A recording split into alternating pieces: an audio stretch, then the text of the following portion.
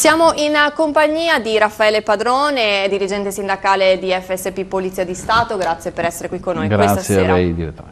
Abbiamo sentito prima il servizio sui furti in abitazione. Proprio in città Pordenone arrestati 2 cittadini albanesi dalla Polizia di Stato. L'abbiamo detto tante volte, il controllo sul territorio è fondamentale per riuscire insomma a trovare e ad arrestare responsabili di questi atti.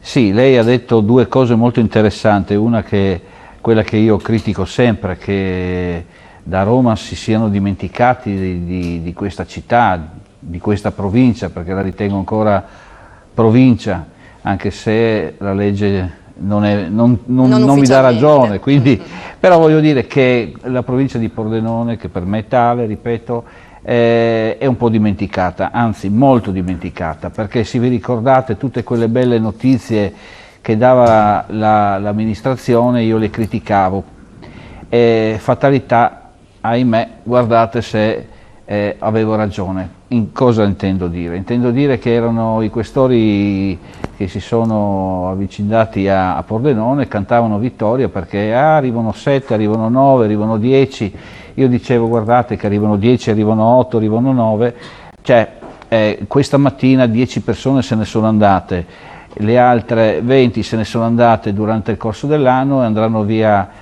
in totale entro il 30 di dicembre 38 persone che non saranno mai rimpiazzate a Pordenone, mai, perché se ne arrivano 9 significa, e già vi do i dati del prossimo anno, che sono 25 che se ne vanno, quindi se domani mattina dovesse arrivare, ma la pianificazione non è ancora stata fatta e quindi è un discorso che rimane in piedi mio ipotetico per far capire chi è dall'altra parte, che se ci dicono che arrivano altre 9 persone, il prossimo anno sono 25 quelle che ormai vanno via. E non dico con i raggiunti limiti di età, cioè i 60 anni. Persone che dopo l'attività, dopo 30-35 anni di servizio, decidono di lasciare la polizia, perché non hanno una sicurezza con questa continua cambiare, con questa continua lavorazione, o solo idea, pensiero a mettere mano alle pensioni, mette paura e i colleghi che comunque 57 anni, 55 anni di età poi vanno via. Anche quindi, perché è una professione che insomma il ricambio generazionale è importante per poter... ma è importantissimo, perché lei ha dato i dati, si è letto gli anni di queste persone, ma se andiamo a vedere qualche filmato in internet vediamo ragazzi, avete visto a Modena, il più vecchio forse aveva 25 anni, no? Allora deve partire un reparto da Padova, arrivare a Modena, oggi c'era tutto il reparto mobile di Padova, era a Modena, quindi quelli che poi sono i malavitosi hanno 25-30 anni e quindi significa che poi tu a 60 devi correre, scendere dalla macchina e correre dietro un altro, che poi quando arrivi su quest'altro non puoi intervenire perché l'abbiamo visto le sceneggiate, no? Ma gli ha dato una sberla, no? Gli ha dato un calcio, ma mi pare di no, quindi sotto processo. Lo dico perché bisogna ripeterlo, perché oggi io ho visto una cosa che non si era mai verificata, cioè per andare a consegnare del materiale tuo di dotazione di reparto c'erano 9 colleghi davanti a te che per consegnare la loro dotazione che se ne andavano in quiescenza. C'è una cosa mai vista, c'è un numero così alto di persone in un'unica giornata.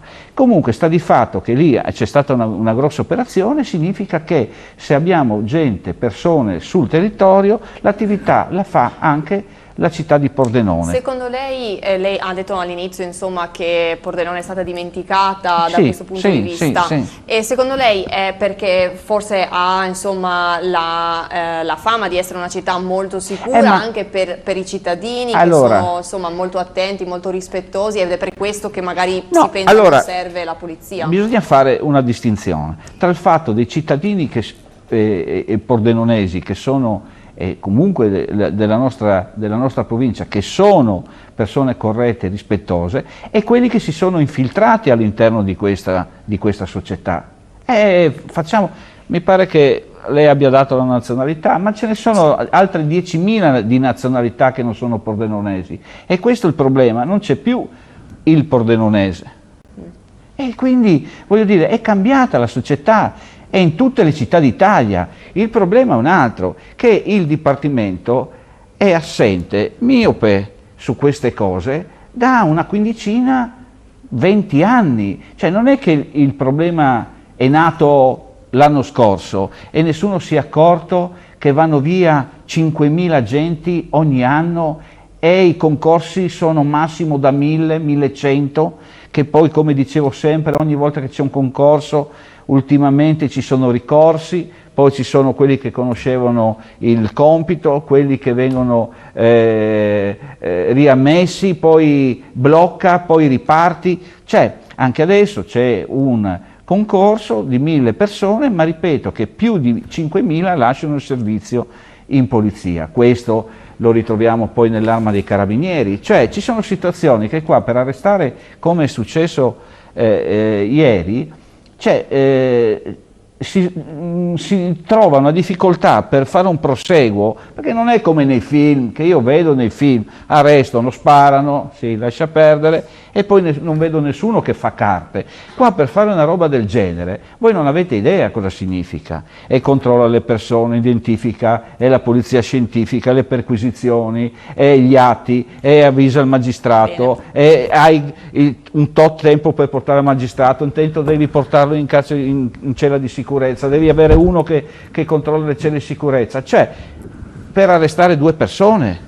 Quindi il controllo del territorio è importantissimo, ma da qua a qualche anno andiamo a vedere, a contare quante persone ci saranno alla questura di Pordenone. Avremo modo di riparlarne ancora. Senz'altro per i prossimi 5 anni sicuro.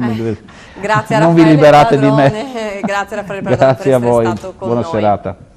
Reintegro del personale sanitario Novax per il presidente dell'ordine regionale degli infermieri Luciano Clarizia, e come premiare chi non ha creduto nella scienza e nella medicina. Sentiamolo.